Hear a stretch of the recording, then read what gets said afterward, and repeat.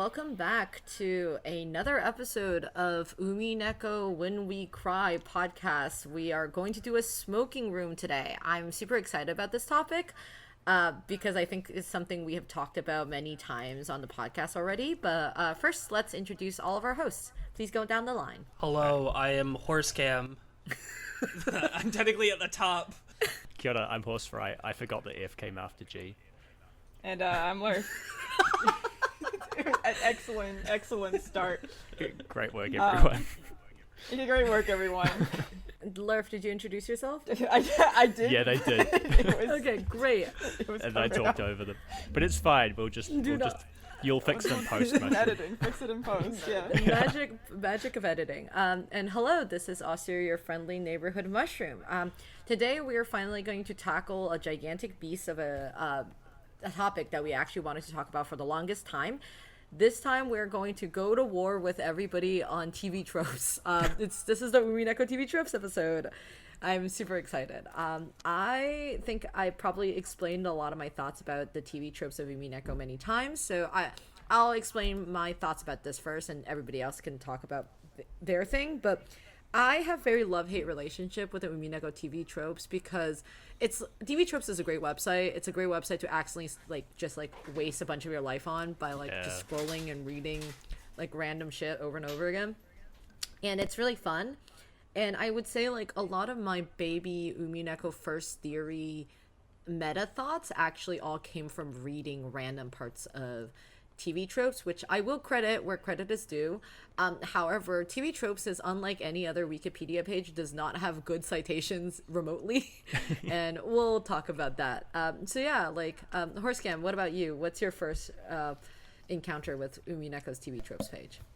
Well, my first encounter with the TV tropes page is I don't really go on there much because Umineko, I really interacted mostly with the subreddit when I was reading Umineko because I'm more of a redditor and TV I tropes love Umineko subreddit. We'll do an episode on them one day.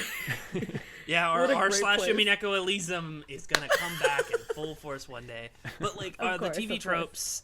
I've read it a few times, gone through, some of, what's some fun things about TV tropes? I personally don't really like the TV tropes website at all.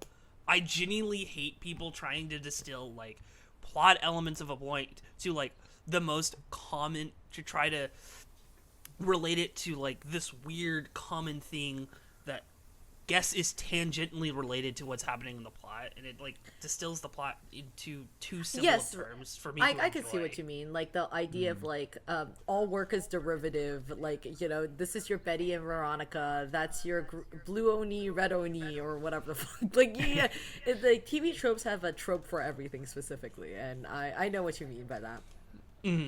What about you, Horsefry? Well, I have a similar story to Pokey, who they asked that they mentioned that their first discovery of Umineko was through TV tropes. I'm so sad that Pokey couldn't join for this episode. This is why we have to record a second one so Pokey could be on the other episode. Yeah, hopefully we do that. But yeah, I guess I've got similar to that. I've always said it was the universe conspired to make me read Umineko because I don't know which was first, but at the same time that I was watching Yu-Gi-Oh! Pro replays for decks on YouTube, and I'd be damn, that song was good. What was that? And I look it up. It's oh, this is from Umineko, and then I would I was playing Dark Souls at the exact same time, and it was Witch Beatrice is a reference to Umineko. I'm oh, that's weird. I've heard that name before. And then sometime at the same time, I was also discovering TV tropes for the first time. And the thing about TV tropes is any trope you go to, they have an examples list. And the examples list is broken up by genre or media, I suppose, medium. Yeah, as in this is a video game, anime, yeah. And one of those is visual novel. So it's really easy to be I wonder what visual novels use this trope, and you click on it, and Umineko is always there. The Umineko fans on TV tropes, I salute them because they are very diligent and they cross-reference everywhere they can, so that no matter what trope you're looking up, you will find. I mean, Umineko's full of tropes. You will find Umineko reference there. So, yeah, I guess that was my story of discovering Umineko. Did involve TV tropes. That's quite hilarious. I like how I pulled up the genre page and I can't find any of the visual novel genre. I don't know why. They might have changed some of the formatting since then. Yeah, I do have to say, TV Tropes is organized like, you know, in the most ridiculous way possible, that you cannot understand how to organize this unless you're like brain broken to ready. Like, this is the Wikipedia game equivalent of a webpage. Yeah. All right. Try to navigate from Umineko to The Office in like 4 clicks. You probably could do that. It might be a. I think it's possible. Really could, but I don't want to do that tie tangents. What about you? I'll do it on my own time. No, I don't want to do it right now. Yeah, personally, I don't visit the TV Tropes website all too often. In terms of my experience with the Umineko TV Tropes page, I have had some friends in the midst of reading Umineko who tend to search through TV tropes, and they would like do the thing where you go down like the tropes to see all the examples, and they would see the fucking I forget the exact trope, but it had something to do with the funniest scene in episode 4. This Which is full scene? spoilers, right? Oh yes, this is full spoilers. Okay. Yeah, it was the Kraus punching the goat scene. Is it like jumping the shark, or was it like, or I'm trying to imagine what like trope that is like. I think it was or like raising the death flag. Yeah, what's was it the death flag trope? I think it might have, it was either the death flag trope or like loser flag thing, or it was like the one like hitting something in one punch and just completely knocking it out.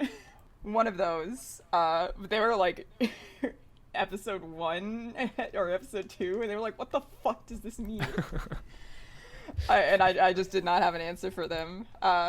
Since I've gone through the TV tropes page for Umineko somewhat, but I feel like most of my experience with TV tropes is getting really upset at the things that are on there. I hope you have brought enough examples. I'm excited to hear. We'll see. But to be fair, most of my upset comes from the Haruhi TV tropes page. There's some crazy shit on there that is not backed up by facts and logic at all. Yeah. But I have some things for us here today as well. Okay, so we can either go this by page. So to make sure we don't accidentally, go absolute crazy with our Umineko TV tropes conversation, we'll majorly talk today, I guess, for the VN main page. We can go through some amount of analysis, and then we could go to your mileage may vary. There's too many of these on here that is too funny to go through, and maybe we can tackle it on a different episode. Mm-hmm. But so who has examples that they want to go first? I have some, and I want to get to it eventually. I guess I did want to say, I feel like their spoiler policy is generally pretty good. Like, TV tropes tends to have a pretty good, they always get they usually get the spoiler locations in the right place, where you can kind of read it without getting some spoilers, and you still get some of the context. It's not just the redacted goes to redacted and redacted. That said, there are some unmarked spoilers that are really easy to run into. So I guess I feel like keep off of it if you're spoilers is really funny to me, because it is truly. There's a lot of, it's really difficult to even write around the spoilers. For example, I think half of the things that are referenced in the VN tab of Umineko TV tropes are just the tag, the trope itself is the spoiler. You know what I mean? Oh, 100%. Especially at some very up at the top of the tropes list. Abusive parents. Yeah. I mean, I see abusive parent. It is really funny. I mean, for example, I remember like the adaptation including plot hole is something I always think a lot about because it's mostly talking about the Umineko anime, which I want you to know at this point I watched like I don't know 4 times now, and every time I watch it I just like don't have any memory of it because it's so forgettable. One day we'll do an episode. We'll cover the anime. Yeah, it's also so fast that you can't even like process what happened. Like you blink and suddenly everyone's dead, and you're like, what? Yeah. How did we get here? I still haven't seen the anime. Yeah, I mean, we should have a watch party. Are you serious? That's so funny. No. You. Oh God. I haven't watched. I've seen the all of anime. Higurashi's animes. I haven't watched but Go. not Umineko. I haven't. You haven't actually, watched Go? I have That's now good. at this point read EP9, so at least I've done that. I've done some homework. It's okay. Slowly making progress. I wanted to say the thing that I actually didn't really like about the Umineko TV Tropes page is that it's kind of sucks that none of the, because of the way how the tropes are written, there's just like 0 citations, and they also kind of, whoever is like editing this page or whoever is the group of people who contributes this page have very like diligently decided that they would write the manga version also as a part of the story, which means that like they include a lot of things that were in Confession of the Golden Witch and shit like Our Confession, which I never read. I'm sorry guys, but like Saku, I did not read most of the story in Saku. Our confession actually isn't very represented in the TV Tropes page. I want to say it's just the manga. All of the manga. Yeah, the manga is content. mostly the more thing that is actually brought up a lot more. So it's actually okay. So one of the first things I wanted to talk about is the arc number. The arc number, which I screenshotted, is one of the first things that I read that I really liked. It's the one about like the whole like 19 thing, which was like. Like the witches is the 19th person on the island, and like Sayo is like 19 years old, and the other thing that they talk about is like, oh, the when they're doing the duel scene, they walk 19 steps. So like I think it's like that's like something very specific. There's a lot of numbers in Umineko really is important. Like the other thing I really liked was the 12, which I actually never realized until I read the TV Tropes page, which is that like 12 people sits at the table at the dining room, and like Natsuki was in like infertile for like 12 years after her marriage, which is such a like specific number. Like Battler and AJ are 12 years apart. AJ's story happens 12 years after she is 6 years old, like after like tragedy of 6 years. Battler was also 12 when he left the family due to Rudolph's marriage, and then it took 12 years for Battler to regain his memory, and which I guess I don't really know where they got that 12 years from. What are they talking about? Because in the future where Angie existed, it would have been 12 years. So I guess they're assuming that Toya got his memories back at that point when Angie's... I don't know where that 12 years specifically they're mentioning is, because they said... Oh, okay.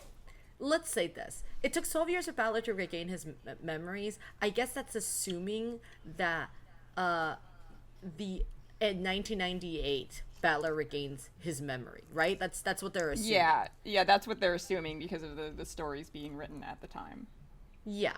I don't know if I 100% agree, but like this is what I mean like by like this is real. This is all good information mixed up with somebody's personal theory. And yeah, because that's not explicit, and I feel like Someone's... if you're having a wiki like this, it all has to be like explicit canon information with a source.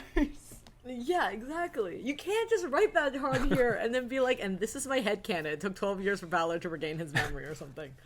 Yeah, that is something a lot of people do struggle with. Like, it's like, people struggle with, like, getting their taking their headcanon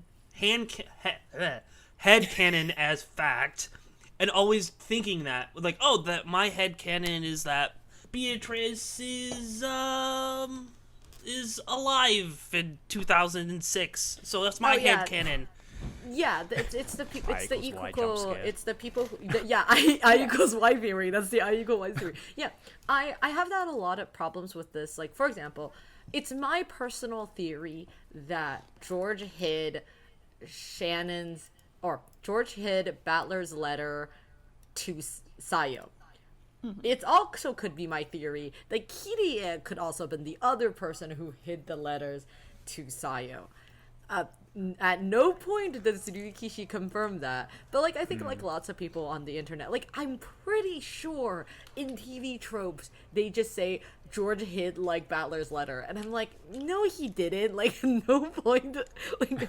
Where's that Show in me the text? text. I want to say a lot of these do say if you believe that George had letter ...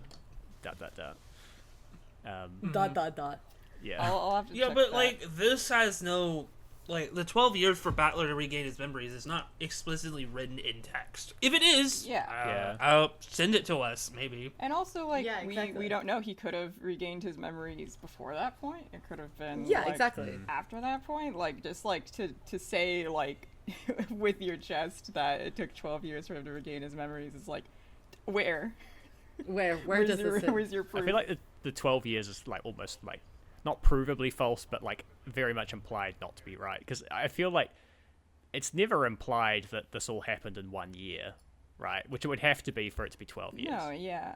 Because like 1998 is 12 years after the incident. I would have to check when what's the third one, Banquet, comes out, because I'm not sure if it came out the year that Angie started her search or not. Yeah, I have always in my imagination, I mentioned this in the authorship episode where I said like in my imagination Banquet comes out when Angie is still in high school. This is one of the reasons why people keep being like call her the like the daughter of murderers, and also the and because Rudolph and Kirie are written as people who are willing to murder at least, and then the daughter of a witch, like not Ericatress. What the fuck am I saying? Avatress. Ericatress. Ericatress. Ericatress is truly the type of words of all time. Yeah. Somebody's fan theory just got peaked.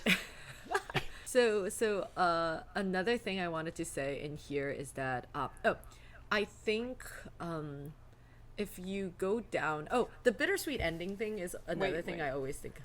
Before we move on from arc numbers, I did have a little note, which is they forgot to mention in the 19 section that it was also 19 years ago that Kuwadori and Beatrice died with Rosa as a witness. I mean, yes, that's the same idea as the 19. I'm just saying they didn't add it there. I think there could be so many TV more tropes 19s. editors get in there, fix it. I think You put your arc number fan stuff. theory for Battler regaining his memories, but you don't put the other big 19 in there. Crazy. The arc number stuff just kind of reminds me of like conspiracy theorists who are like, look at all the symbolism, look what it means. And you just kind of like grab at numbers. But I could say even more. Okay. No. Are you ready? Okay, so for example, arc numbers is 16. They didn't write 16, which is actually very important. 16 is an important number due to the fact that basically Umineko is really weird because it's supposed to be 18 people on the board, right? Or supposedly in the EP1. But you would think like 18 is a very awkward number, but 16 is the actual number of people that's actually a person, like an individual human person on the island, which is also the same number as a as like numbers on a like chessboard, because there's 16 chess pieces and like like 16 chess pieces. This is also very funny because of the fact that due to the fact of how chess pieces are like in Umineko, my friend, this is something that happened when my friend was Googling random stuff about chess, is that my friend looked up the word Shannon number, and so do you guys know anything about Shannon number? I do know Shannon number. It's huge. Okay. Not. And it's not named after our Shannon. Yes. I'm pretty sure Shannon was named after it. Yeah, so Shannon number is named after like the American mathematician Claude Shannon, which is a whole thing about the possibilities of how many kinds of like chess moves there could be, and I always think about that when I think about Shannon's name and chess. But yeah, there's a lot more arc numbers, but I did really like I thought it was pretty interesting when I first read it, and then I was like, oh, this is so cool. Like somebody wrote some of these things that sometimes I read on TV tropes. I'm like, that's so neat. Somebody put that in, and then the other time I'm like, that's not real. You can't just say that. Yeah. Can I say this about this arc word section? Like, a lot of these are just phrases that are said a lot in the thing, like, are just phrases, but, like, I don't get how they have to do with arcs or, like, anything. Like, maybe the furniture I can That's get. just the name of the trope. I think the trope... Yeah. Actually, let's just follow this because I'm on it. It's a word or phrase that appears throughout an arc as a motif. And that's all it means. Okay, that makes sense. Yeah. Yeah. It's just, to me, that it's more of, like, a catchphrase kind of thing than, like, an arc. Than a word that means a lot, that appears a lot. It has meaning. Like, there are phrases and stuff that does. Like, love, without love, it cannot be seen is something I would consider that. Yeah, I agree. Yeah. Also, real quick, back to the 16 things. In addition to the stuff you posed, Mushroom, that is also the age that everyone believes Shannon and Canon are. Yeah. So it's the man from 19 years ago, which is also the 19 of the specifics. I think the very interesting thing is that like that's Leon's age, blah blah. I've been reading EP7, so like I'm very EP7 brained right now. I will say this, like, the Umineko takes place on October 4th and 5th. That means the date that, like, they wouldn't never see, it's 10/6, which equals 16. So you could put that in your, like, hairbrain 16. Yeah, exactly. 16. No, this is the most cute. Do you understand what I mean by this gets QAnon fast? Like, you're like, I am literally the emotional equivalent of a QAnon fan for Umineko. Like, I'm not joking. You wanted to look at Bittersweet, right? Yes, bittersweet ending. That is something actually. It's really funny. So if you look at the word bittersweet ending, I actually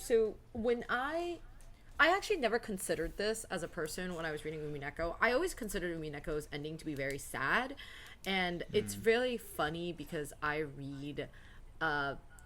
I don't know how other people read Umineko, and they like decide like which one of the endings is more canonical or anything, but like it is very true that like this is one of the first posts I guess TV tropes like entry that I read that I was like, it's so true to think about Umineko as either like a bittersweet ending or a downer ending, which I think are both pretty stupid to call them as words, but the concept of the idea is that like it really sucks that like it's a sad ending, like nothing, like it depends on how you want the situation to turn out, but I don't know how or what you guys imagined when you were reading Umineko, how you thought Umineko was gonna end. I think when I was reading, like, I don't know, question arcs, I was like, maybe this is the type of story where Battler defeats Beatrice and he escapes the time loop and he all gets to go home. Like, you understand what I mean? Like, that's the type of thing you would like totally believe in because you're like, especially after Higurashi. Yeah, Higurashi's ending is very much like that. Like, oh, everybody's happy, the villain is defeated, everyone lives. The happiest ending happens. Yeah, exactly. So until you get to Ciconia. So like, how could you not think like, you know, like the characters in Umineko were gonna go home? And I think the thing that constantly like drags me across the feeling of awfulness is like, the more you read Umineko and the more red truth that comes out that says like their story will never have a happy ending, or like Beatrice will never be happy, or like Battler will always be late, like there's all, or like Ushiromiya Battler is dead, or Ushiromiya Angel is dead. Like you're like read all these red truths one after the other and you're like, I'm so sad. And like I think like even when I was like got to the very end of Umineko, I was like, maybe it's gonna be like okay, and it's like, oh. And then all good dogs go to heaven, which I mean by these awful people, they can be forgiven or something. I just thought that was really funny. I like never really considered it until I like read this, and I was like, that's so true. Like Umineko is a very harsh ending. Like harsh, not in the Ryukishi's trying to be mean to you, but like this was the ending that was always meant to be kind of way. It's the ending that's like, the bittersweet part about it is like, this is the best it could have ever been. Like that's the kind of the feeling you get at the end. You're like bad stuff happens, and like yes it was preventable. Like I mean, but from where it ended up in like 1998, like this was the best Anjay could have done. Yeah, it's that kind of ending. Well, you're happy because the best thing for her has come about, but you're still sad because which is that she gets over a Benefati style. I understand. Yeah.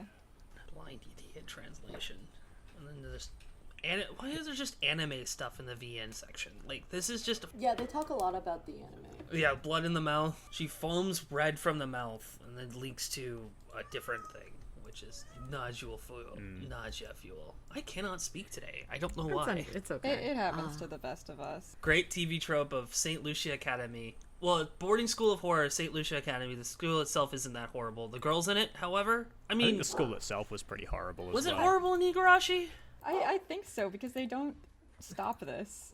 I mean, it's a Catholic all-girls school. They literally talk about how they encouraged like the girls to like bully each other into like doing better at school and stuff. Like, I mean, now this is Higurashi spoilers. No, a totally worthy piece of work for you to not accidentally spoil dreaded ghost spoilers. I mean, it's more of the manga, but I mean, technically, fucking Satoko fucking hated being there. I mean, maybe it improved in the years since. Who knows? Who knows? Go took place in 88? No, 86, Yeah, 87? Satoko, well, not Satoko, I guess Shion would have attended in 84 or 83, 82, 83. And then Satoko and Go probably attended in like 88, and then 10 years later that like Angel attends it in like 96 probably, because like that like Angel is like 18 when she's like going on her big journey. If you go down to depending on the author is the one that I want to talk about next. All right. Oh yeah. Depending on the author. So depending on the author. Okay. So as people who might have listened to our episode on authorship, depending on the author is actually one of the first points in my reading of Umineko.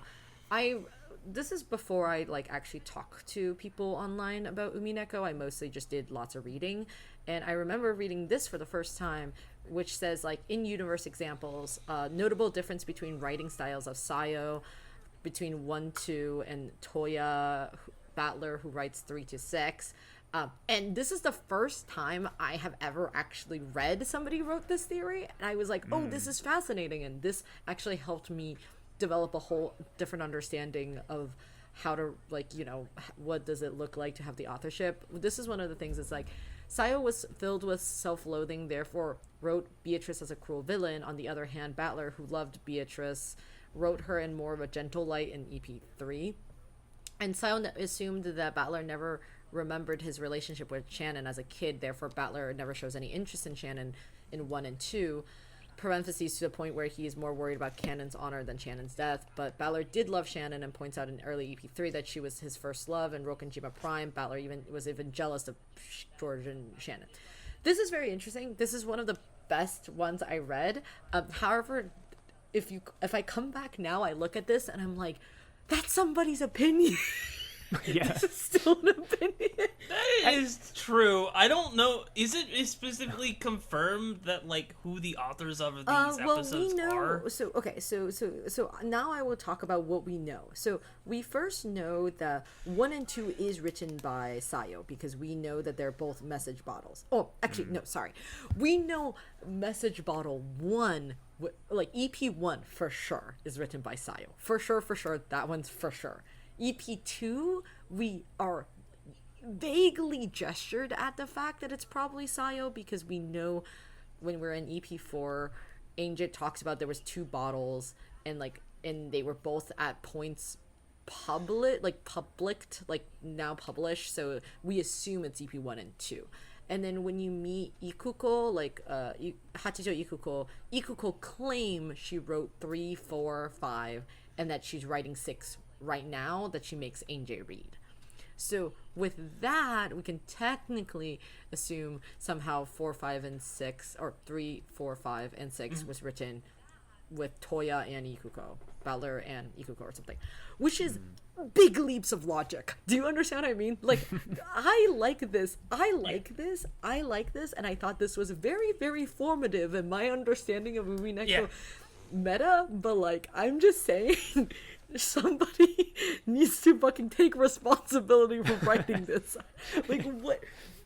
No, because it is like just straight up a theory in there, and yeah, there's like heavy implications in the text and stuff, but it's also like you can kind of debate, especially like once you get to episode 3 onwards, like who the fuck actually wrote this? Like, was it a combination of Toya and Ikuko, or didn't like, we have did one of them write an episode of the podcast on this, like unlike the author stuff? Yeah, we did a whole episode about this, and like, and the whole point is that like it's so highly debated upon who wrote what section and what it is. Like, I like Des and I have this whole theory that EP5 was written purely by like Ikuko because it's mostly like about tricks and not about love, and then like, and how EP6 was mostly written by Toya, Battler, like, my point is that like, who wrote this? You can't just write this on TV tropes. If you're like okay, have I ever showed you that screenshot? I think it might be in our old like when we cried DMs of like just like a bunch of screenshots, but thousands of years ago, which I mean by probably like 5 years ago when this podcast first started, if you Google who's the culprit of Umineko, it literally says Rosatress. Yeah. For some reason that was the first fucking like Google like respond, and I was like, what the fuck is this? Who are you guys saying this to? I will say in defense of TV tropes here, I don't think it's that big of a leap of logic to say that, like, yeah, as you say, like, Battler may not have had any involvement in EP3, he may not have had any involvement in EP5, but like, just as a general thing to say, like, depending on who the author is of the message bottles, you notice different things about how people think about Shannon, and like, I think that's worthy of being here. Yeah, I think this is worthy to be here. I also just think like there's just such like there's also other things, because you know how like EP 1 and 2 writes Battler more pervy than he is written in 3 and 4, and like later on 5 and 6. Like there's a lot less boob joke humor like after that. Yeah. I remember when the smoking room came out on authorship theory, I was familiar with the theory, and I think before that I had probably like read about and probably written about it in r/Umineko, but I think even before that, this might actually have also been my first introduction to that idea, because I definitely remember reading this. So that's pretty wild. I don't think it's a bad thing. Like, I have to say, credit where it's due. Like, I did read this theory from here, so like I'm faulting for, like, you know, like this is like me shitting on the Umineko anime. Like, how could I hate on it? Like, Umineko anime was my first introduction to Umineko. Like, it's a banger theory. But yeah. Yeah, I mean, it's a solid theory. I would just put in there that enough proof. Heavily implied, or, you know, like, oh, it is implied within the story that this is the case, instead of stating it as a actual fact, because again, we don't know. Yeah, like, this is who specifically was involved in writing what. Yeah, this is the main I would say page. aside from assigning authors, I think there's like they've just laid out, like, mostly this is like factual / textual stuff. Like this is an appropriate example of the trope. Authorship theory does require additional cross-linking of like, and making some leaps of logic, which, in my opinion, aren't at all too far to jump. But yeah, that's the only thing that I really object to on that, would be saying that Toya wrote 3 through 6. But even then, like. Fair. It's justifiable. By the way, I did look up who is the culprit in Umineko on Google just to see. It says Maria is the culprit. What? Wait, are you fucking serious? Wait, could you wait? No, I took a screenshot. Yeah, the culprit is Maria. She is actually not 8, but a 20-year-old. This is the big twist that makes people think they have solved Umineko upon realizing it, regardless of whether it completely fits or not. What? I Is this am like- losing my mind. Is this Google AI? No, hope this is. Well, I think it maybe is, but it is pulling from the top result, which is a Tumblr post from I think someone named Alva Maho. Probably a shit post. You know what? If Google AI can stop people from spoiling themselves on media, I say good. Shut The only thing it's useful fuck for. up. How is this real? You can't fucking make this shit up. Sorry. Wait, no. Okay, this gets even funnier, guys. I'm okay. Please tap open all of these. Who is the true villain in Umineko? Still.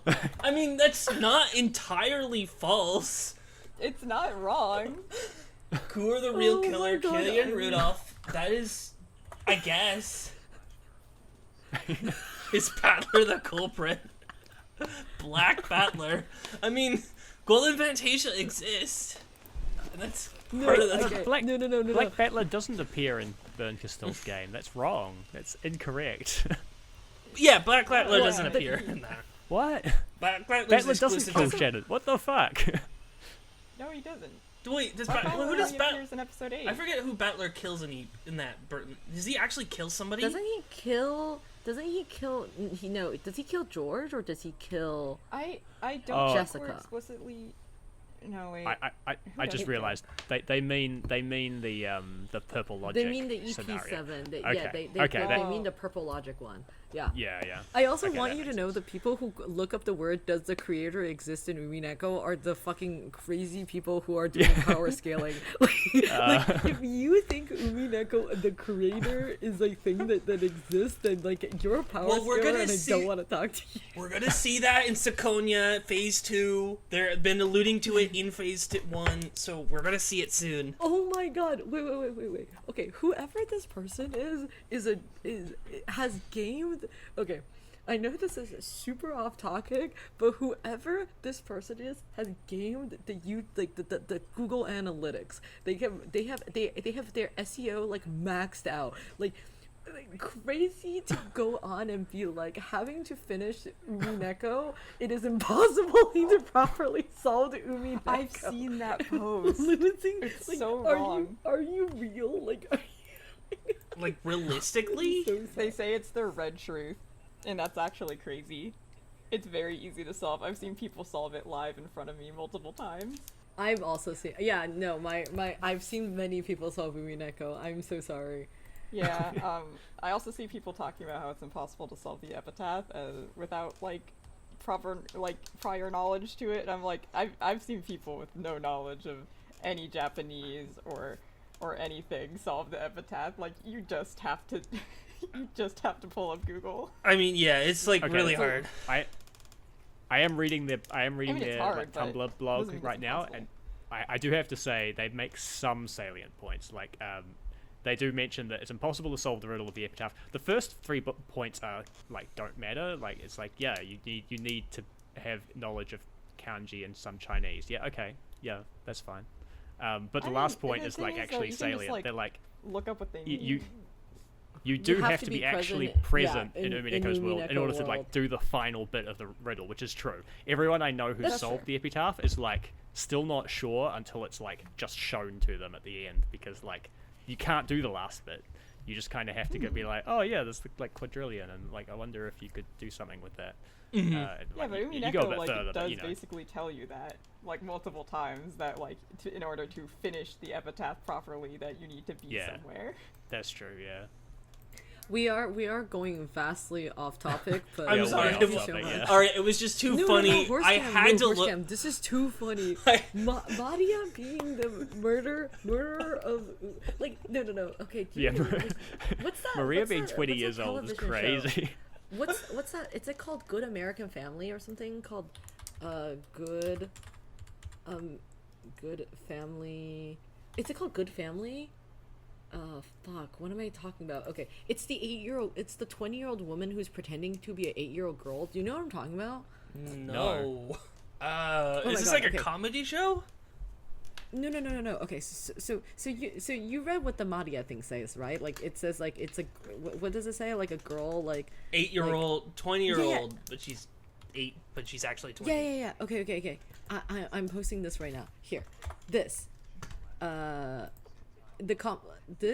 this is a real show called Good American Family, which was not good, but the story is real, which is about an 8-year-old girl who a couple adopts like a child who they think is an 8-year-old girl who actually has a rare form of dwarfism, and then like is actually a 20-year-old woman. Like I'm like, are they talking about that? Like, is that what they're talking about? Like, I guess. That's so weird. Yeah, I have seen that, like the story of the real person. That is crazy. but I am losing my mind looking at that. I just want to say, okay, so we could get back to the Umineko Discussion. like a visual novel, like not visual novel. What the fuck am I saying? TV tropes. TV tropes. Doing in the Wizard? What is that? Hey, that's just a TV trope I've never seen before. Doing the Wizard. I don't know what the fuck Bro, it is. play- I wanted to mention Doorstopper. Oh, it's Doorstopper referring. is actually. Sorry, continue. Oh, sorry, just on doing in the Wizard. It's referring to the TV trope. A wizard did it, which is what Beatrice tries to claim. Essentially, it's like a wizard did it is like when you're playing D&D and you turn the faucet and fresh water comes out, and your party are like, wait a second, we're in a dungeon, we're in the middle of a room, we know there's a room above us, we know there's a room below us, we know that there's nowhere where the pipes could go, how did the water get here? And you go, a wizard did it. Boom, solved. That's like a trope, so that's what that means. Doing in the Wizard is like, you get rid of the wizard that did it, so that it stops doing it. Love Dungeon Master's Sorry, girlfriend. Yeah. That's so funny. Go ahead, Mushroom. No, that's actually hilarious. I love doing that. I wanted to mention Doorstopper, which is the after doing the Wizard. Doorstopper. This is actually just totally cool trivia that I didn't know until I read this page. So it's all facts. So this is good. So Doorstopper says that you know how long it's taken to written, and it just says like, do you like to think that Yukishi wrote all of Umineko in less than 4 years is fucking insane to me. I mean, because of course like he wrote it in less than 4 years because he was basically chasing the like Kit like timeline where he like released one like one story, like one EP every like Kit, I guess like every half year, which is so impressive to think about. Yeah, especially like going from like EP1 to EP2 and then like the first 4, like that's a lot because those are really long. EP4 is so long. It is insane. Yeah, so the thing I actually thought was really cool is that the manga volumes are 50 volumes, right? I don't know if this is written here. I guess it's not. They actually, maybe it's mentioned later in the TV Tropes page that I read about, but the mangas are actually like they were actually released in a staggering like a staircase style, so to make sure they like actually were able to like, because they couldn't have just done EP1 all the way to EP8 like straight, if that makes any sense. Like a weekly, because it was so long. like a weekly. Yes, weekly. So like basically I think they like halfway through EP1 or halfway through EP3 you could be reading EP4. I think this is mentioned in another TV Tropes page. Like, yeah, we'll find it eventually, but I did wanted to mention how funny it is that Yukishi wrote everything in 4 years. Yeah, that, pretty because it does also say on Doorstopper that like if it was released weekly, it would have been a 20-year run, which is like equivalent to like almost One Piece. Well, One Piece is almost 30, but yeah. You'd never win if you compare the length of your series to One Piece, but yeah. Yes, but like so basically they didn't do it in a like in a monthly, like they basically it was a monthly it was a monthly publication, but they did stagger it in a way that like was able to release everything within like I don't know 6 years or something, like, which is pretty impressive to say. Yeah. I didn't know that about the manga. That's cool. Yeah, I hope I can find where it is later, so I can say something about it. Let's see. Dungeon Master's girlfriend. I think it's a little bit funny, kind of. I don't know if entirely true, but that's a little stereotypical trope. But it's funny. Burn being the DM's girlfriend is canon. I'm sorry. That is exactly what it is.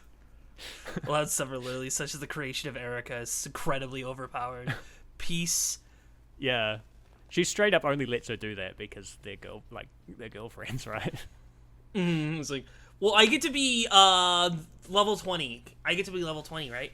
Yeah. I get to have more slots. Can I have a spell that's not technically part of my my class? Yeah. Yeah. I want a custom background that's like I washed ashore, but I still have all my memories. Can I do that? DM's like, yeah, sure. Oh, can I have this like cool outfit? Even though like I'm like I dressed it, I washed ashore with like nothing. Oh, cool! I'll just steal an outfit they have and say it's my outfit. Yeah. There is nothing funnier to know that that's supposed to be Jessica's outfit, that Jessica used to wear that and that she didn't like it, and then now it just becomes Erica's signature clothes, and I'm like, woman, you took that out from like her closet. Like, what is this? Literally, that probably was gonna be I don't know what donated. Erica's fashion sense is normally. I think there's one in here somewhere that's like it's similar to a depending on the author, but it's like where it says like the dialogue in EP5 changes a lot because Lambda Delta is the dungeon master or the game master, I guess. But and she's like really complimentary to Erica because it's her girlfriend's piece. So like everyone's like really nice to her and everyone's like, whoa, wow, clap, clap, clap whenever she solves like a riddle or something. It is truly funny. I do think like no, but like it's totally true. Like thinking about Umineko in the funniest D&D style is just true. Like Umineko does just have all of that trapping in there. Failed on a spot check. I want you to I'm just looking at one Sorry? piqued my interest. It's just called one failed on a spot check. One or two riddles, most notably canon in the closet one from EP6 seriously relies on this. What is that? Because it's specifically EP6. It's about Erica. It's just like Erica checking the closet, and it's the whole trick about the battler thing. Yeah. Well, yeah. I mean, I guess in that case, Erica, like they're pretty explicit that Erica like deliberately like fails to check the closet in order to fuck over battler. So, but it is that's a fair example to have. If you scroll down, I want you to go look at foreshadowing, which is a huge. God. It's a huge one. We're not gonna go look through it. I just think half of this is really funny, because as we all know, that reading Umineko a second time is 100 times funnier because it's full of foreshadowing, and which people like which of the foreshadowing they put here are like the most obvious ones, which are like asking like how's Angie, or like Valor,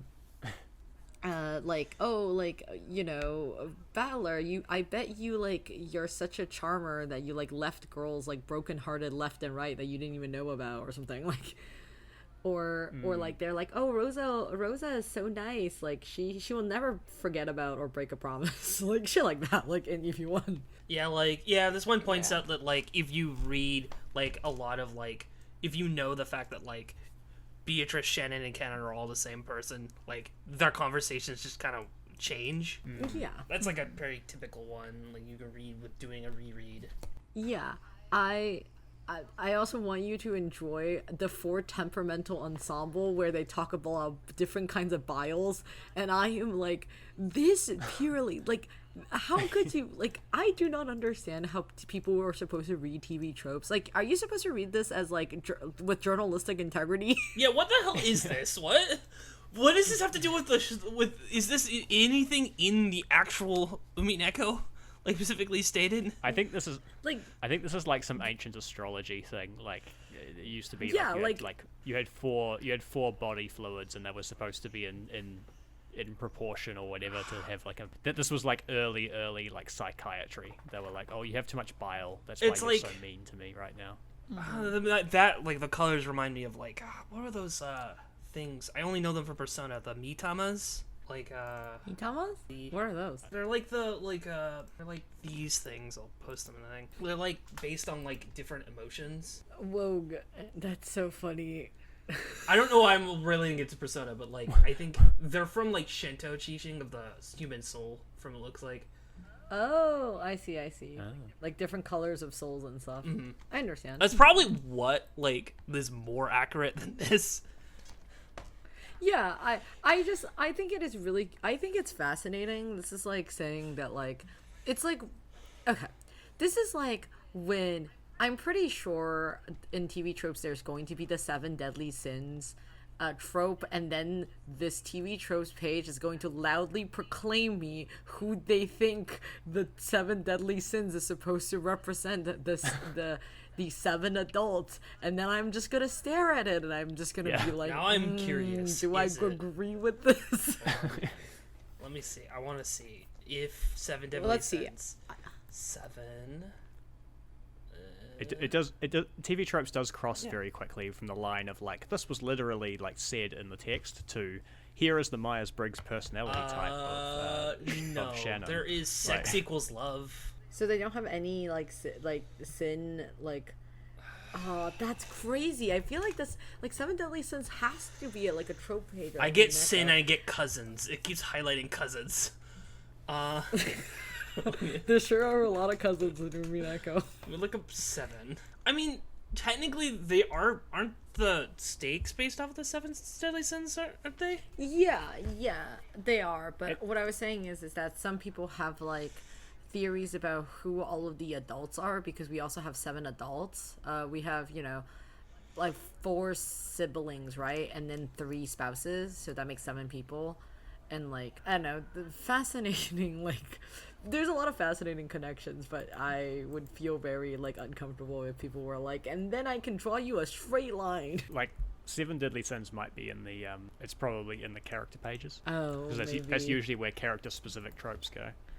Well, I love that there's a trope called flat Earth atheist and atheist, and flat Earth could be interpreted as either one of these at the beginning of these stories.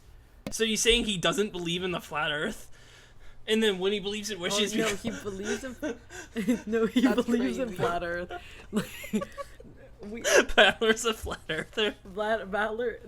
Okay, so is Battler the flat earther? Oh, okay, so Battler is the flat earther, and Erica is the r/atheist person. I mean, that is kind of true.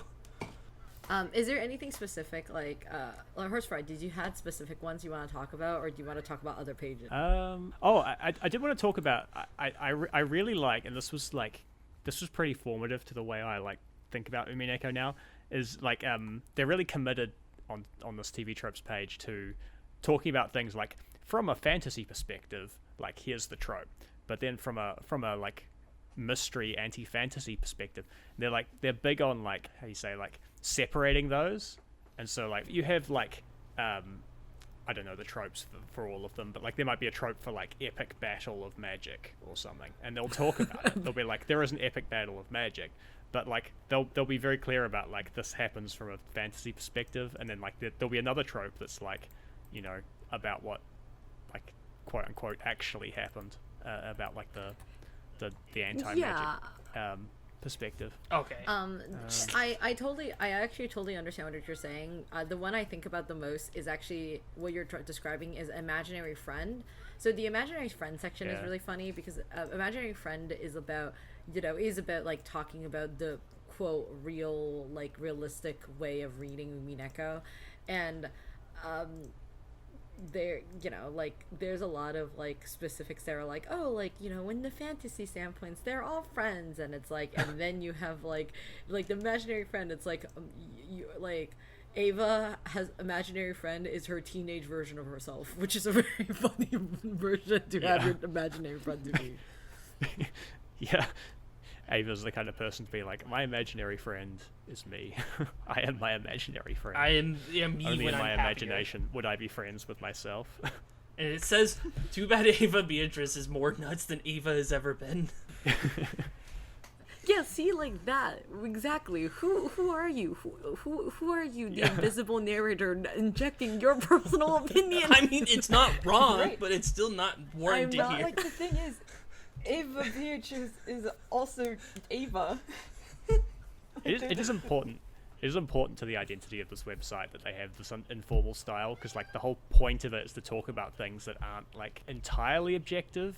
Like there can't be a Wikipedia page for them. But yeah. My personal take about TV tropes, I have a very conflicting history with it. Just like, I like TV tropes. I'm not doing this episode because I think TV tropes shouldn't exist or anything. Like, a lot of my very formative ideas come from TV tropes. But I also, like, I don't like when people uncritically consume TV tropes and think that TV tropes is like your wiki, if it makes any sense. Like, you should go on TV tropes and go argue with the invisible narrator or the invisible editor, because I do not agree. That's like how I feel about reading Psychopaths TV tropes. People, if you thought that I'm mean about Umineko TV tropes, oh boy, Psychopaths TV trope people, I will come and get you. Whoever wrote all those opinion pieces, oh boy. It kind of reminds me of like whenever I suggest a movie to somebody, it's like I get it, but one of my least favorite things is someone goes like, "Oh, what's it about?" And then they like judge whether they want to watch it or not based on what it's about. But it's like, no, you don't get it. Like, it's a good movie. Like, it doesn't matter what it's about. Like, like, okay, you didn't like that it's about a bunch of people being murdered on an island, but like that doesn't matter whether you should watch it or not. But like TV tropes is kind of a website where it's like, if you want to know what's it about, it will like itemize what it's about in like infinite detail in this like slightly informal like fan voice. So it's kind of like, if that's how you want to find something to watch, it's good for that. Yeah, like I suppose. Yeah, I think the hardest thing about story, like, I think sometimes the best stories often have the weirdest premises, and it's like really hard to tell somebody, oh, okay, it's really good, but it's about like candy people and like how they want to kill each other, or like it's about this wealthy family that goes to an island that want to kill each other. Then it turns into like a witch battle thing about like fiction and reality and like magic and stuff. And like that's hard to explain to somebody, but like I think that's it gets a lot harder to do depending on what the thing is to recommend to people. Yeah, I could totally see that. Yeah, and I just like, I don't know. TV tropes is not really the place to be going to get your facts. I think it's like a good way to maybe get your brain churning, like you mentioned, Mushroom, like, like changing your view on Umineko and getting different ideas about it. But also, I don't know, I feel like the way it's written kind of like lends you to think that most of the things here are facts when they aren't, and that can really like cause you to misconstrue or misunderstand some things in the media.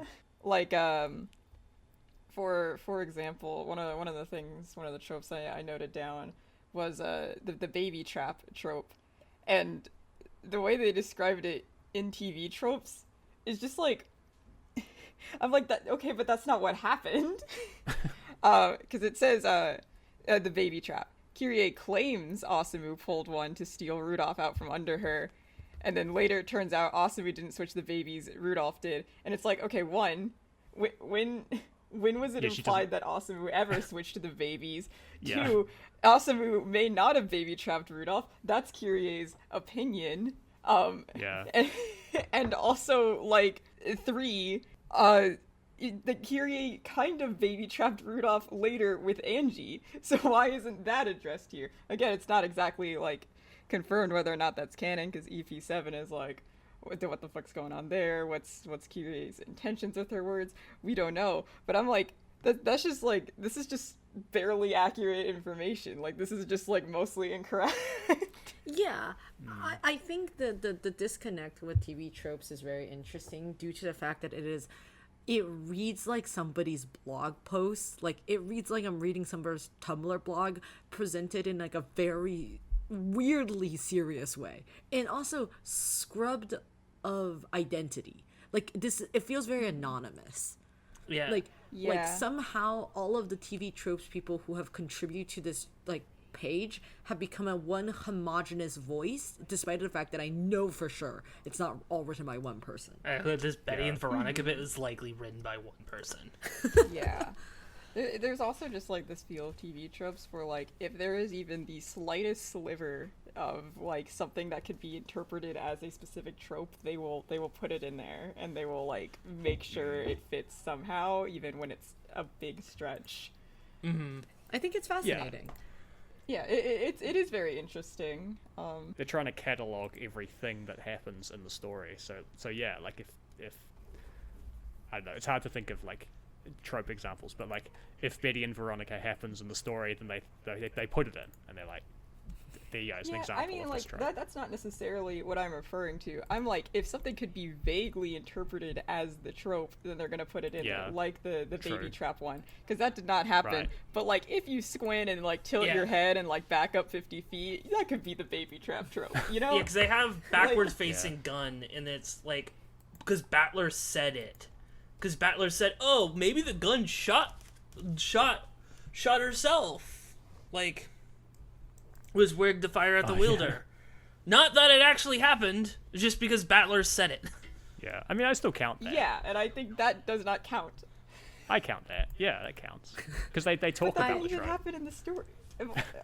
Does talking about the trope mean that the trope is happened in the story? Like, I feel like if you have a trope, it should be something that actually happened in the story rather than something that a character brings up for like 1 or 2 lines of dialogue. Yeah, that should be under discussed trope, which is a trope itself, which they reference a thing already in here, where Shannon talks about Sundora or Sundere. Sundora, where she's like, "Wow, Sundora," and it's like, I can't believe like tropes that are gonna happen very like in the future. Yeah. Yeah. There is one that made me chuckle a little bit, which was in Deconstructor Fleet, where it says, and I quote, "If there is a trope, you can bet that Umineko will either subvert it or play it straight with the most disturbing consequences possible." And like, nixing the most disturbing consequences possible, isn't that just how stories work? Like, if there's a trope, they're either gonna subvert it or play it straight. Like, there's like, it's a riddle. It's really good. It's just, and then it goes off. Like, yes, you're describing how stories work. And then it also does the tropes that were also in Higurashi, which we're not talking Higurashi's tropes. I mean, I was actually talking with one of my friends the other day about how Umineko is like Higurashi, but like everything is reversed, and I could talk about that for hours. Yeah, like I say this, I kind of say something similar too. Like, I think Higurashi is a horror mystery with more emphasis on its horror elements, and like. Yeah, but I mean, like, even down to like some like nitty gritty like inconsequential details. Like the rabbit hole goes deep with like Umineko being an inversion of Higurashi in every single way. Yeah, that's true. Like, we talked about like Higurashi has the happy ending. Well, Umineko doesn't really have that happy ending. Mm-hmm. It's also very structurally similar about how EP3 ending is exactly the moment when you pull out and be like, and then everybody died when we're in the future and we write a story or something. Mm-hmm. But it's like, it's also like totally subverted in Umineko, which is also really funny because like in Higurashi just means one out of like many timelines, and then like in Umineko it's like that's the only one, it's the only real one that exists. Yeah, and like in like Higurashi there was the question between like paranormal or like normal reasons for why things are happening. It turns out both. There definitely was some crazy weird shit going on that could not have been explained with normal human beings, and then Umineko's like, no, everything here can be explained with human means. There's technically no magic. Oh my god. Okay, here, I need you to see this. Please look at meaningful names. I'm learning new that was things. In mine as well. Oh, please. Yeah, let me... Scam, I hope you're ready to read this. Alright. Please read. Let me get there. Meaningful names. Whoa. Oh shit. I also have stuff to add to meaningful names. Oh, I hope you're ready. Meaningful names. Beatrice and Virgilia both derive their names from Dante's Divine Comedy. The stakes of purgatory also have names corresponding to the 7 deadly sins. I hope that doesn't link to the 7 deadly sins show. doesn't. Good. I don't think it is. The Chester Bunny Girls are named after the Winchester shotguns. Finally, Lambda Delta is Greek for 34, which may hold some significance for those who saw Higurashi. That's a normal bullet point. Okay, that's a normal one. Okay, don't worry. We're going on exponential.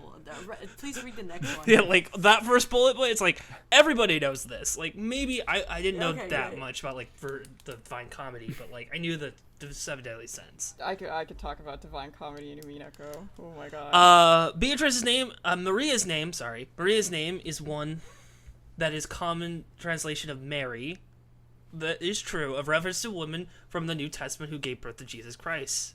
In the fourth arc, one that just speculates that women is one of the creator witches who can create something that is previously nothing. The significance of Maria's name is further explored in AP 7, and Maria even says that if she had been born a boy, she would have been named Emmanuel, one of the names for Jesus, meaning God is with us in Hebrew. That's a little...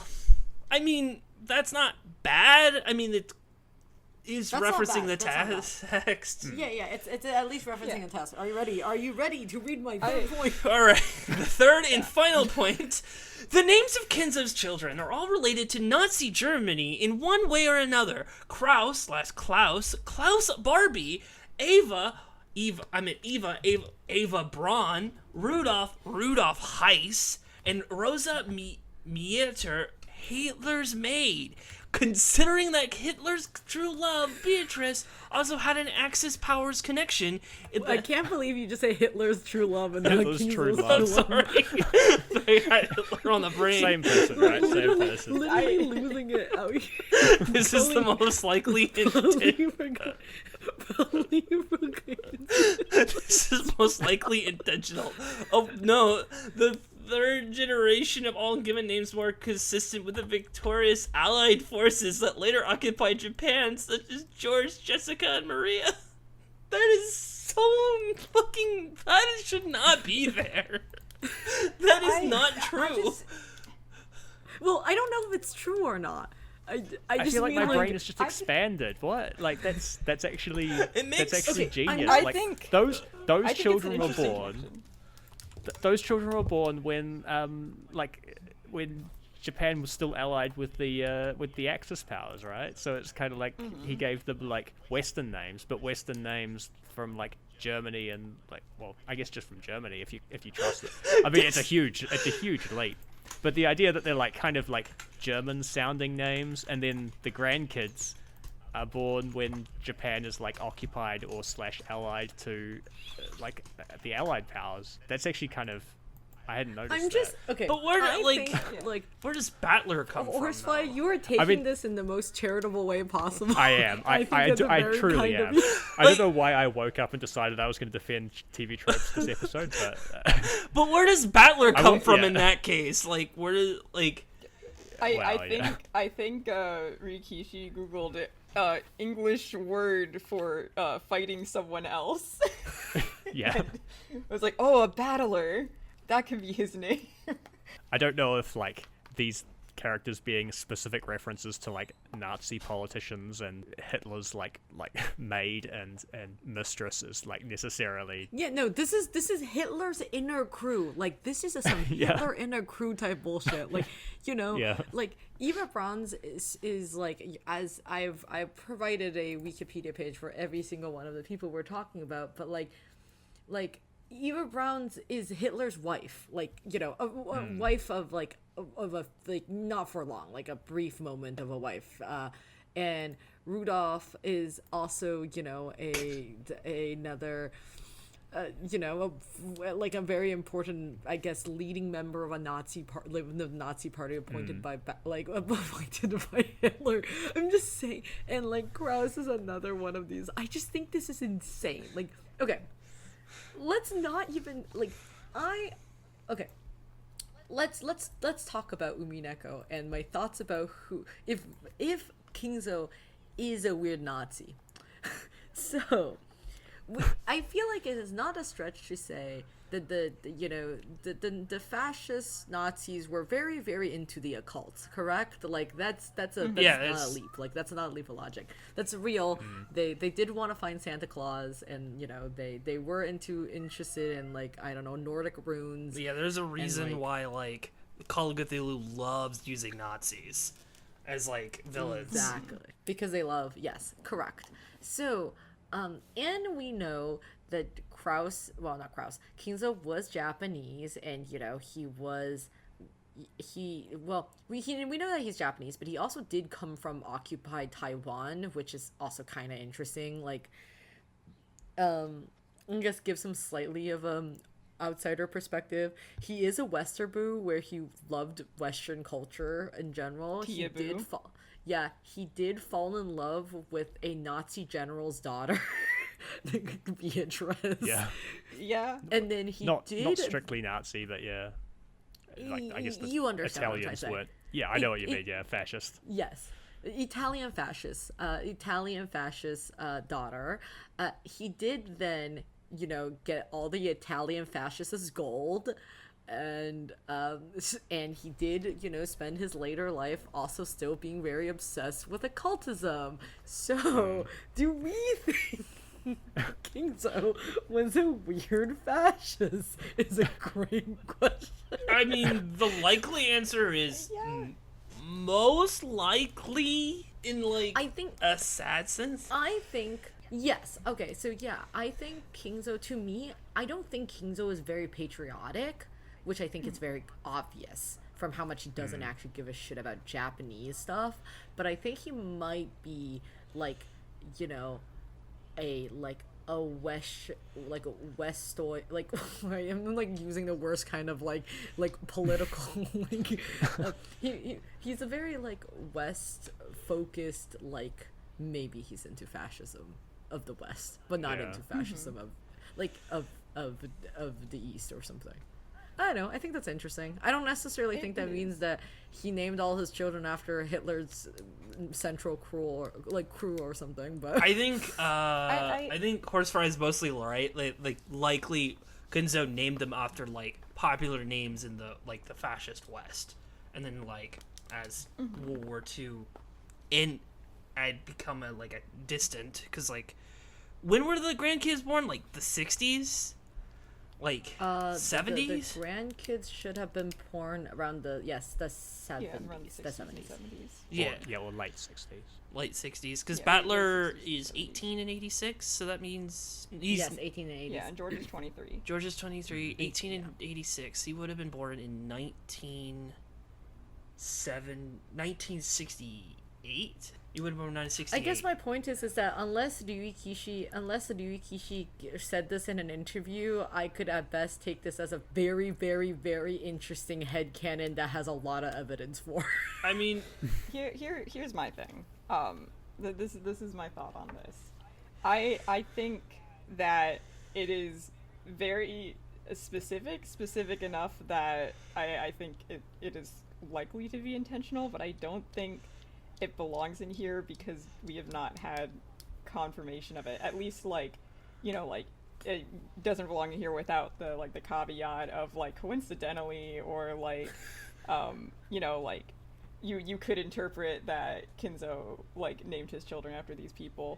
I don't know whether in canon Kinzo named his kids, like, deliberately this way, or if Rikishi just did this as a way to kind of show off or even foreshadow some of the fascist themes that Kinzo would much later get involved in. But I definitely feel like it might be intentional. Yeah, we're like, these are, like, definitely intentional. These are full facts, like the like the Beatrice for Julia, and this that my headcanon is Kinzo went to his wife, away from wife, Beatrice, and was like, what should I name my kids? And Beatrice's like, what about these?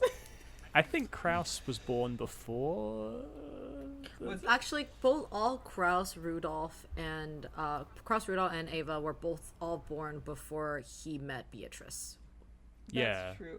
Was Kinzo enlisted by then? Sorry? Yeah, so basically we know this because it's also in the manga, but basically he talks about he has a wife and children back home, and from the age of Rosa, this is actually one of my favorite small details about Umineko, which is that we know that all of the three kids were already born, and that he was then enlisted, and like, you know, and then he meets Beatrice. And then, you know, he spends some amount of happy years with Beatrice, has a child, and then Beatrice dies. This is a very interesting detail. So people think it is possible that if we think of the years correctly, if you think about how old Kuadori Beatrice is and how old Rosa is when Rosa first meets Kuadori and Beatrice, that means that basically Kingzone had a weird reconciliation or rebound with his actual wife after Beatrice died. Rough. And then that checks out. Or Rosa. Which is like hilarious to think about. Like, you know, like if you because like of course like isn't that fucking funny? Yeah. In a very sad kind of way, yeah.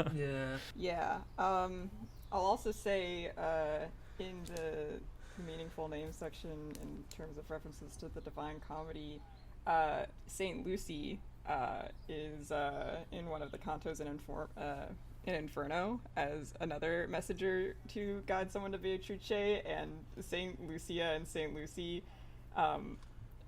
you can kind of interchange the two, and I just think that's I mean, Saint Lucia is also, isn't that also the island that like that's in the, is it in the Caribbean? Am I crazy? Or that's the one that Saint Lucia Island. It is in the Caribbean. It is a sovereign island state, like north of Grenada. Yeah, that like Agatha Christie like went and like that she has like a secret house on that she went, like that's the place that she goes to when she wants to like take a break from everything. And then like there was a year when Agatha Christie like went totally missing, and she was actually like in like Saint Lucia or something. Like there's something really specific about that. It's like a total weird Agatha Christie reference. I mean, there's a lot of things you can connect Saint Lucia to. I think it's awesome. Yeah, and I mean, like, you know, we don't even have to talk about like Van Dyne and like Will and Delanar and all that stuff. Erica just being a weird spelling of Erica Furude. Of Erica Furude. Meet my OC. She got blue hair and pronouns. She has pronouns. She's also an evil transvestigator. Yeah. Oh my god. Speaking of the Divine Comedy, there's like the shout out tab that like talks about more stuff that I didn't know about, and you probably already knew this, Smith, but like I took a whole class. Like, Claire, her name is a reference to a character from Divine Comedy. Yeah, also that's pretty cool. I also recently learned that Claire is also the name of the wife of like actual Van Dyne. Oh, really? Yeah, isn't that fascinating? And also, I mean, it's also really funny because Claire is also the most obvious name if you want to name your cool moon witch who shows up at night, and you're like, huh, her name is Claire.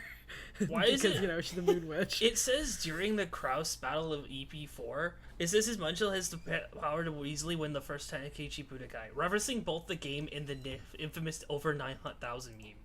Not just Dragon Ball Z in general. Just the game Tenkaichi Budokai. It's incredible. Yeah. It's sometimes TV tropes become such elitist with their references. It's actually kind of endearingly funny. But I think the link there, Horsecat, isn't Tenkaichi Budokai just the name of the first tournament in the actual manga anime series? It is. And then they named the games after that tournament. Yeah, they named I think game. that's what they got.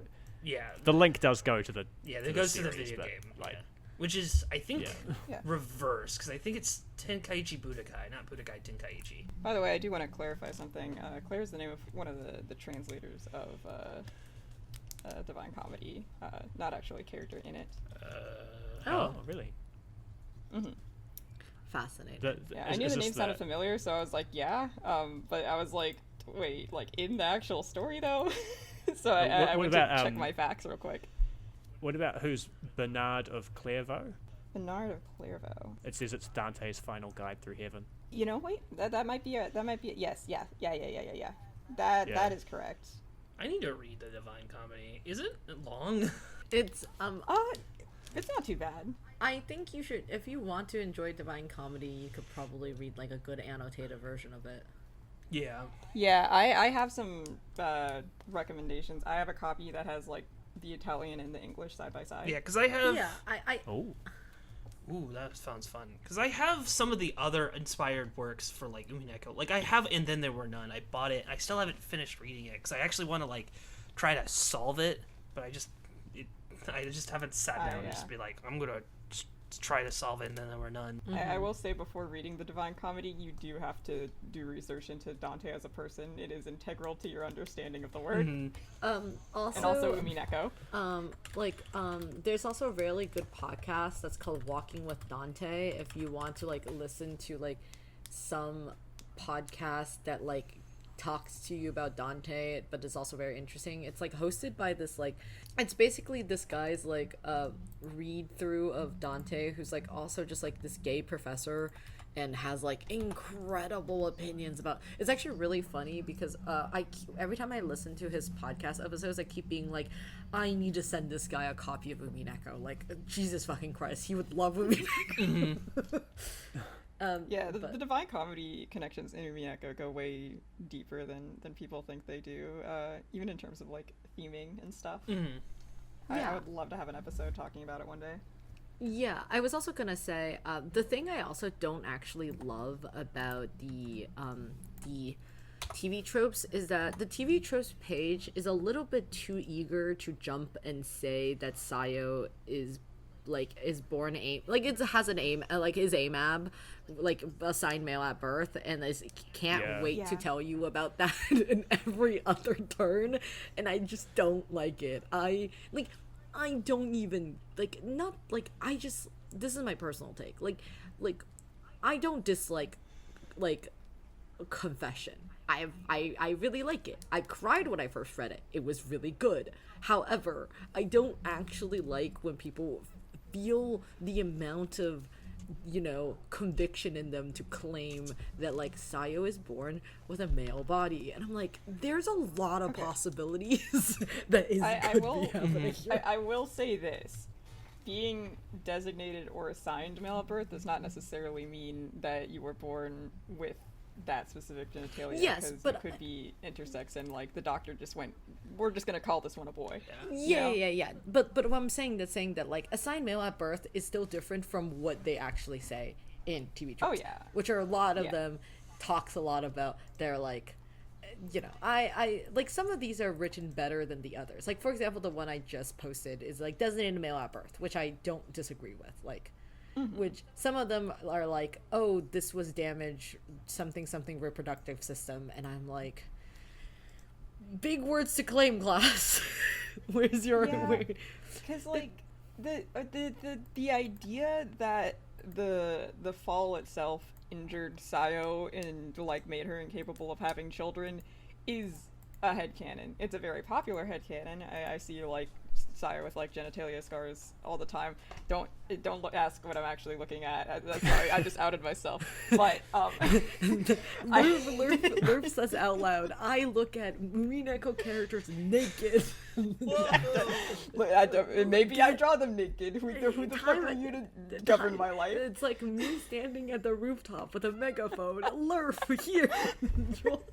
Umineko characters naked. Listen. Anyway, moving on from the idea of Umineko smut, it's still like a headcanon. It's a popular headcanon, but we do not have confirmation that the fall specifically damaged Shannon's genitalia. There could be other reasons why Sayo is infertile or believes that she cannot have children, intersex, other things. It's not like set in stone. Yeah, well, I think we do know there is an injury, but again, it's from. Well, I mean, confession. there is an injury, but like Yeah. sorry. Whenever someone talks about like Sayo, like male at birth Sayo is male Sayo at birth, male body, and they talk about like the idea that Sayo got like injured genitalia from the fall. I just like I cannot help but imagine. I'm like, you telling me that she fell like dick for only onto the rock? Like, Say these words. I'm just saying like the amount. I don't know. It's like a weird suspension of disbelief thing for me where I'm like, how did that happen? Like that is a crazy way to fall. But yeah, I don't know. Is there any other specific tropes? Of course, we can talk a lot more, but I do actually. We are at an hour and a half mark, so I do want to wrap it up if we can. Yeah. So I have a few more tropes that I have written down. Okay, go for it. Here. The first one was just like a quick passing glance that I wrote down because I was like, well, and that's the the haunted house trope. Haunted house? Yeah. Okay, let's go to the haunted house trope. I just think it just says haunted house, and then the explanation is the Ushiromiya mansion, comma, in theory, and I just found that very funny because no, it isn't. But I like the in theory of it. Like, you couldn't explain like, oh, everyone says and believes it's haunted. It's just like, no, it's just like the mansion in theory. That just made me chuckle. Next trope I had down was the hide your lesbians trope, which I do not know how they got to this conclusion. Hide your lesbians? Okay, I'm gonna go to the... Yeah, it's basically, even after Burn Castell and Lambda Delta have repeatedly and unambiguously said that they love each other, the narration and characters continue to call them friends, and it's a bit jarring. And I'm like, but like, do they do? Like, I don't Who think calling them friends? I feel like who- everybody who thinks is that they're calling them enemies. friends? No, like, they think they're like, also like the point of like Lambda Delta and Burn Castell is like they're everything. They're rivals, they're enemies, they're lovers, they're friends. And also like, can your lover not be your friend? Like, they're not like mutually exclusive. And also, this isn't like hiding anything. Like, we see them cuddle on the bed together. They talk about eating each other and loving cannibalism. They like they talk about taking baths together and scrubbing each other down. I'm like, this is the most blatant lesbian representation I've ever seen in my time. This is like the toxic eerie of all time. Like, what do you mean they're hiding them? They're right there. I do also say I am truly disappointed for them not to even mention like Angel and Mammon. Even if you don't think they are together, they have vicious thoughts, and I think they're...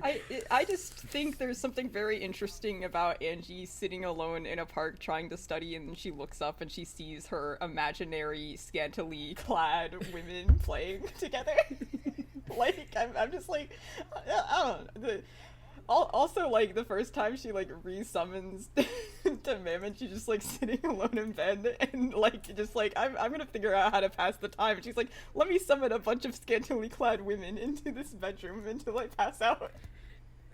It's very funny. The texts are texts or something. Oh, there's something to be said there. Something to be said. But I will not be the one to say it. So what else, Lurf? Another trope that caught my eye was the impossibly cool clothes one. Yeah, I saw that one too. That one is interesting. And I okay, like, don't get me wrong, some of the outfits in Umineko are fire, but upon reading this description, which is as follows, all of the Ushiромiyas have utterly impeccable fashion sense, George? as do the witches and demons, justified in that the former are all fabulously wealthy, while the latter have magic. And I'm just sitting here. They also explicitly mention Gap in this a little bit later. I'm like, ooh, I have a lot of opinions about Gap clothes. I know, but I'm just like, yes, this is subjective, But like, are we sure this is impeccable fashion sense? Have you seen what George is wearing? Excuse me. He's wearing bright yellow. Have you seen like Klaus's like color scheme? No, Kraus looks like he just walked out of Better Call Saul. You can't fucking do Dude, this. the men. Realize. Some of the men in that family look like they walked out of the highlighter store. It's just like, okay. Like, Kraus is literally like red, yellow, blue. Like he's the RGB boy, and then he has like a green pin, and I'm just like what? Like I don't think any of the designs in Umineko are bad, but to say that everyone has impeccable fashion sense, I don't know. Have you seen Jessica's outfit? Like, what's the thing going on, like, with the underboob? Like, I don't understand. What I actually don't understand about Jessica is, like, her double layer skirts, which is also really funny to me. Yeah, like, I just, I'm like, dude, obviously it's a very subjective thing, but I'm just like, to say all of them is a wild take, personally speaking. I do have to say, I did like the fact that they include a interview this time that says, Ryukishi said some character clothes are designed to challenge female workers and cosplayers. This case is for Gap, which I think is funny. I have very good reason why Gap is designed that way, and it's because I believe Gap is designed the way she does because she is supposed to resemble a doll. Because, like, yeah. And, like, if you think about dolls and how, like, Barbie dolls have clasp-on clothes, like, you know, you just got that smooth feature, and then you got a clothes that you, like, tie a string or, like, have Velcro for. That's why she looked like that.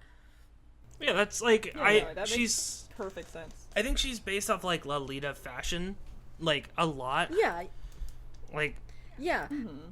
I totally think that Also, a thing that adds to that, for me, is that, like, both sides have zippers. It's just one side is unzipped.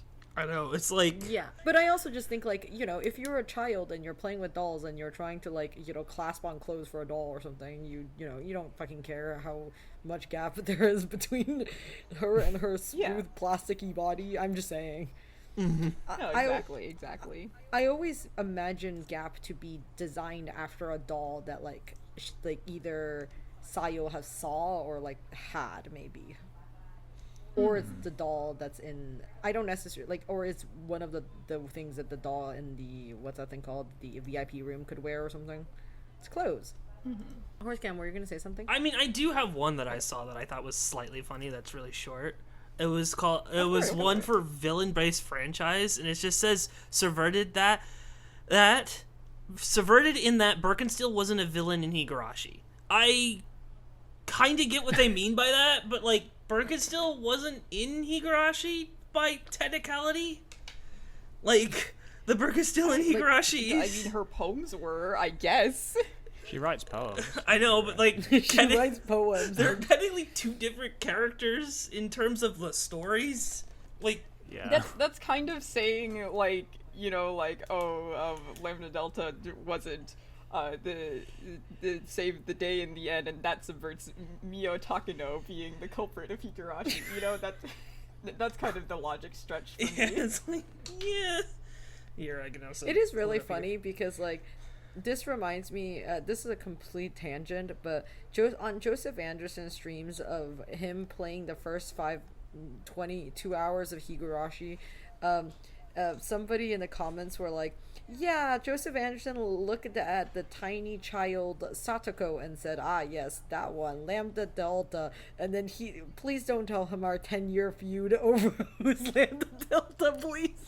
And it still happened to the fucking... Because of Go made it probably way worse.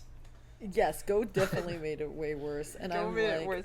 In my and I'm mind... You're like, why can't it be both? Like, in my mind, Lambda Delta has if we are dividing Lambda Delta in, like, a percentage point, there's more percentage of Mio in there than there is Satoko, but, like, sure, everybody, we could cook.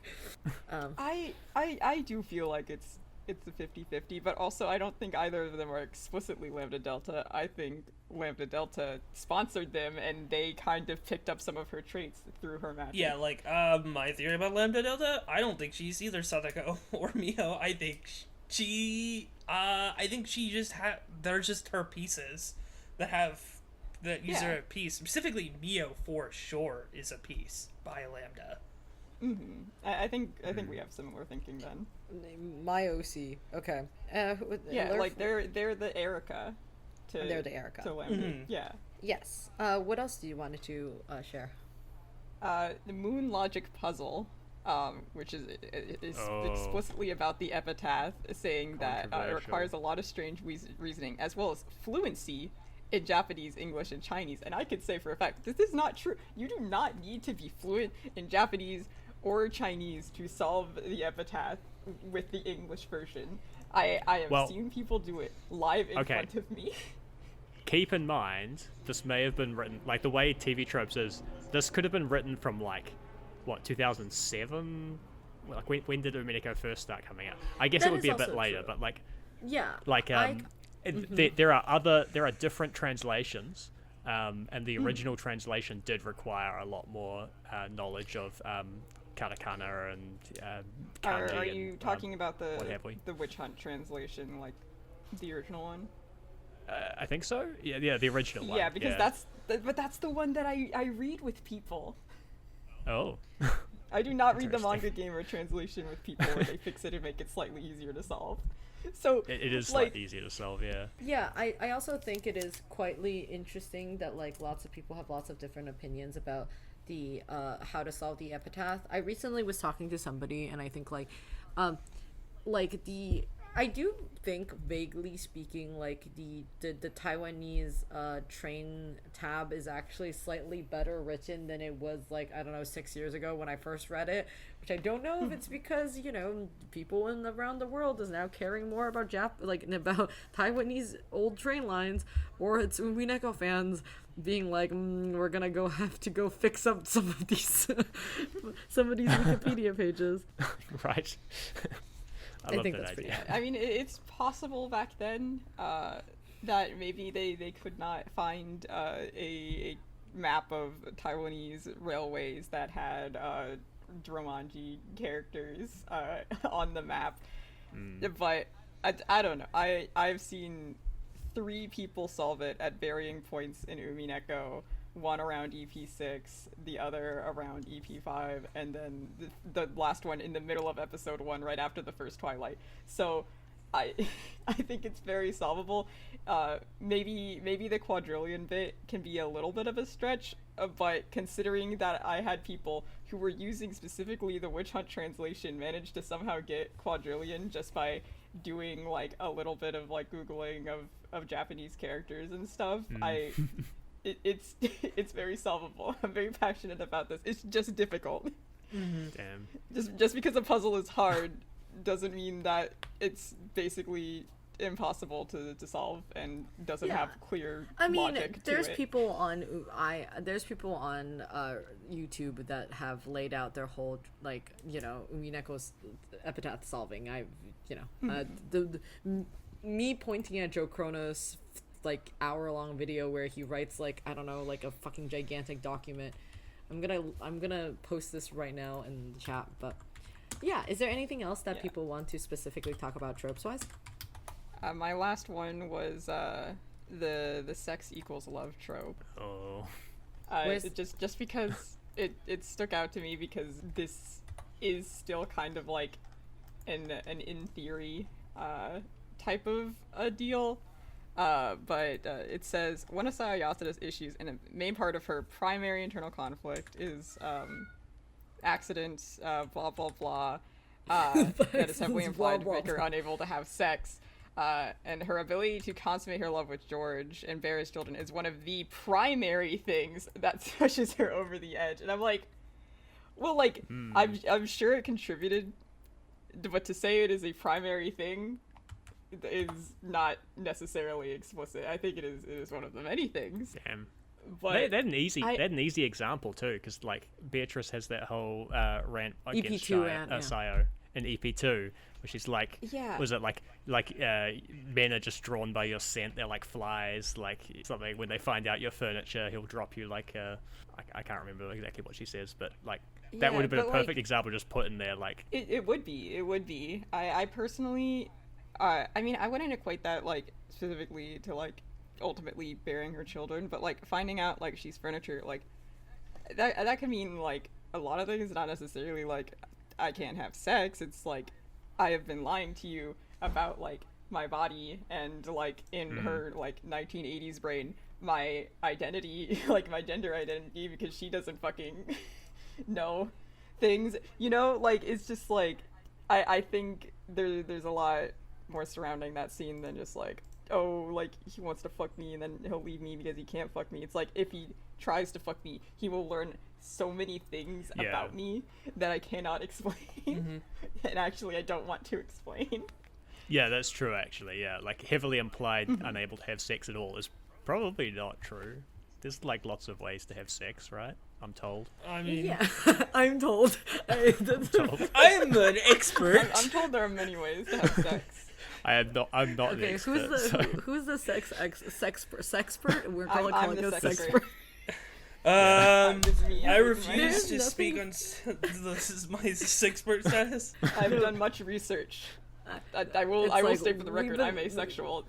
No, this is Yeah. really funny. We like I think like Horse Fry and I have been on so many episodes where we're just like in the end we talk and we're like, and we both look at each other and we're like, but we're both asexual, like we're both like Yeah. allocentric. Like what are we talking about? But yes, so yeah, I honestly speaking, like, there's so many more tabs that I want, like so many more tags that we want to talk about. We didn't Yeah. even look at the like your mileage may vary stuff. we were There's just on the so main much ridiculous. page. We're just on the main page. Yeah. We're not even halfway through. We only were like what? We're only on I. Like that's not even halfway through the page, man.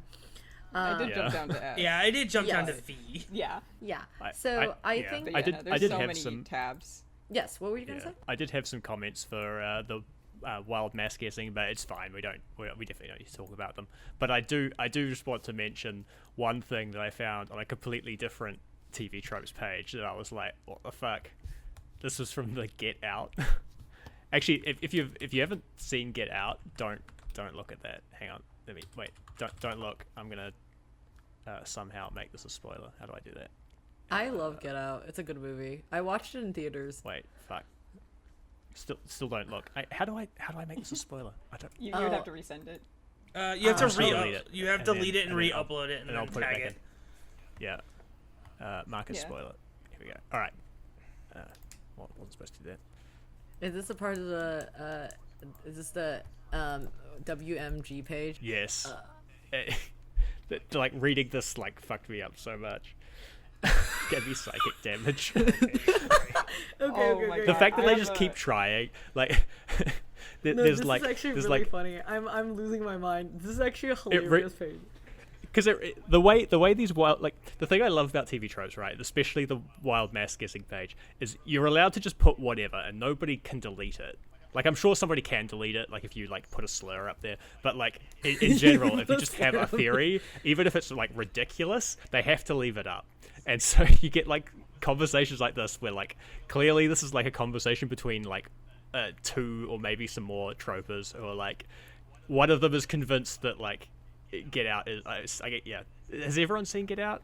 And do we want to have Get Out spoilers? We might actually have to take this out because I'm this is- probably- we may like, I even would have to take probably this cut out. this out. It's kind of irrelevant. Yeah, I mean, I haven't seen but Get thank Out, you but so- I do know the plot of it. But no, Yeah, okay. this is actually Horsefly. This is incredibly hilarious, and I wish we could include it, but it is very funny. Yeah. We should do an Umineko WMG episode, like a follow-up. Yeah, Yeah, like part two. We also Yeah. want to get. We're also gonna get Pokey on, but this is mostly just a general overview. But is there anything else people want to talk about before we end the episode? I think it is a good spot for us to end. Yes. I think it's a good spot. Yeah. Yeah. Yeah, we have. I've said everything about the Umineko TV tropes that I had to say. Mm-hmm. Okay. Well, thank you so much for listening to this episode. I will be the person who's editing this, so I can't wait for me to actually put in work again for this podcast. Don't worry, I'm gonna take this part out. And Awesome. and we are definitely going to record more, and we hopefully can get Pokey on for the next time we record this. But there's plenty of funny things that we wanted to talk about that's still on this page. I'm glad that if you learned anything today, you learned about 4 more Nazi names, and I've always wanted to learn about great. more Nazi That's names. crazy. Exactly. That's been my dream. Yep. Well, thank you so much for listening. Everybody say goodbye. Goodbye.